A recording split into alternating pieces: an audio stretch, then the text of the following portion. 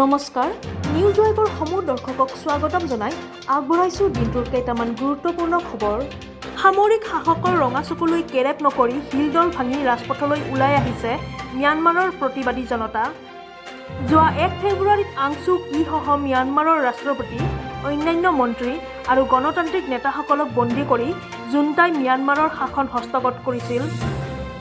সেয়ে ম্যানমাৰত গণতন্ত্ৰৰ পুনৰ প্ৰতিষ্ঠা আৰু আং ছু কিসহ আটাইসকল বন্দী নেতাক মুকলি কৰাৰ দাবীত দেশখনৰ জনসাধাৰণে গণবিক্ষোভ অব্যাহত ৰাখিছে।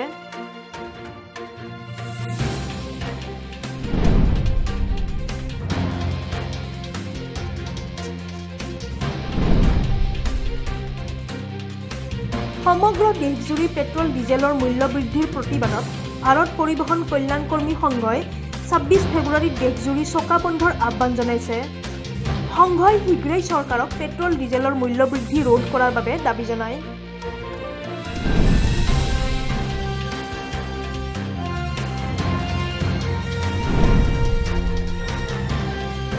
মাৰ্চৰ প্ৰথম সপ্তাহত ঘোষণা কৰা হ'ব পাৰে 2021 চনৰ অসম বিধানসভা নিৰ্বাচনৰ দিন। যোৱাকালিৰ চিলাপথাৰৰ জনসভাত উপস্থিত থাকি প্ৰধানমন্ত্ৰী নৰেন্দ্ৰ মোদীয়ে এইদৰে কোৱাৰ পিছতে সমগ্ৰ বিষয়টোৱে বিশেষভাৱে চৰ্চা লাভ কৰিছে ৰাজনৈতিক মহলত।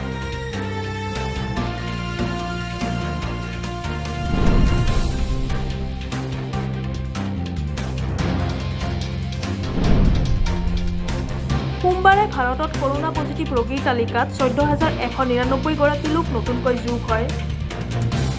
আনহাতে 83 জন নতুন ৰোগীৰ মৃত্যু হৈছে।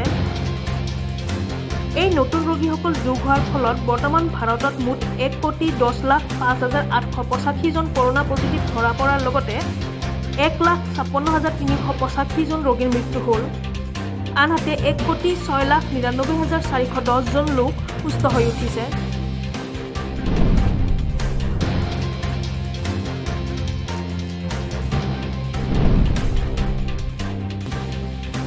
কেন্দ্ৰীয় গৃহমন্ত্ৰী অমিত শ্বাহৰ বিৰুদ্ধে ৰুজু কৰা এক মানহানি গোচৰ MP-MLA বিশেষ আদালতে মেট্ৰপলিটান মেজিষ্ট্ৰেট কোৰ্টলৈ প্ৰেৰণ কৰিছে। তৃণমূল কংগ্ৰেছৰ সাংসদ অভিষেক মুখাৰ্জীয়ে তৰা মানহানি এই গোচৰটো বিচাৰৰ বাবে সোমবাৰে মেট্ৰ' দণ্ডাধীশৰ আদালতত চমন জাৰি কৰিছে।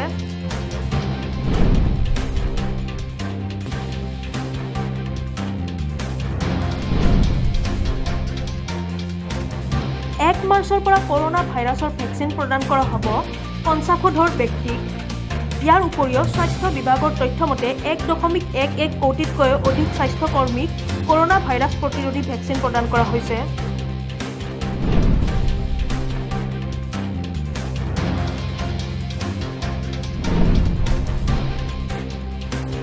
অসম চুক্তিৰ 6 নং দফা বাতিল কৰাৰ বাবে এইবাৰ দাবী উত্থাপন কৰিছে কংগ্ৰেছ ৰাজ্যিক সভাপতি ৰিপুন বৰাই। লগতে কংগ্ৰেছৰ সভাপতিগৰাকীয়ে কয় যে কংগ্ৰেছৰ নিৰ্বাচনী ইস্তাহাৰত কা বাতিল সন্দৰ্ভত দাবী সন্নিৱিষ্ট কৰা হ'ব।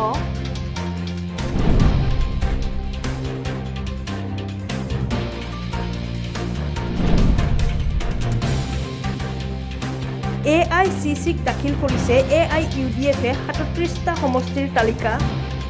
AIUDFৰ সভাপতি বদৰুদ্দিন আজমলে সোমবাৰে নতুন দিল্লীত ৰাহুল গান্ধীক সাক্ষাৎ কৰি মহাজোঁটক গতিশীল কৰাৰ লগতে আগন্তুক দিনত অসমক বিজেপিক প্ৰতিহত কৰাৰ বাবে এখন বৈঠকত মিলিত হয়। এইখিনিয়ে আছিল আজিৰ দিনটোৰ গুৰুত্বপূৰ্ণ খবৰ। ধন্যবাদ।